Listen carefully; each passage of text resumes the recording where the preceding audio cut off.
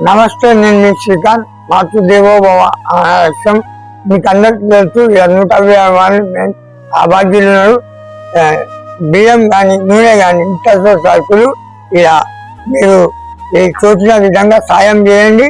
వచ్చి కలిసి సాయం చేయండి.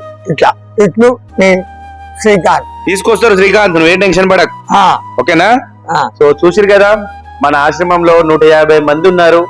కొంచెం మరి నిత్యావసర సరుకులకి కొంచెం ఇబ్బందిగా ఉంది.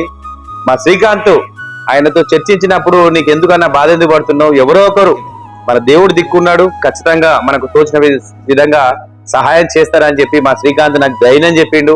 సో మీరు కూడా దయచేసి మరి మీ పెళ్లి రోజులు పుట్టినరోజులు ఉన్నప్పుడు మరి ఒకవేళ అలాంటి సందర్భాలు లేకున్నా కూడా ఒక్క రైస్ బ్యాగ్, అలాగే కొంచెం పప్పు, కొంచెం నూనె, నిత్యావసర సరుకులు మీకు తోచిన విధంగా మరి బాలాపూర్ కావచ్చు, బడంగపేట కావచ్చు, నాదర్గుల్ కావచ్చు, వివిధ బిఎన్ రెడ్డి కావచ్చు, ఎల్బీ నగర్ కావచ్చు, మన చుట్టుపక్కల ప్రాంతం కావచ్చు, మరేదైనా ప్రాంతమైనా సరే మీకు తోచిన విధంగా వస్తు రూపేణా తీసుకొచ్చిస్తే నా వెనకాల కూర్చున్నటువంటి 150 మందికి చాలా ఉపయోగపడతాయి. కాబట్టి సో అన్ని దానాల కన్నా అన్నదానం చాలా గొప్ప కార్యం.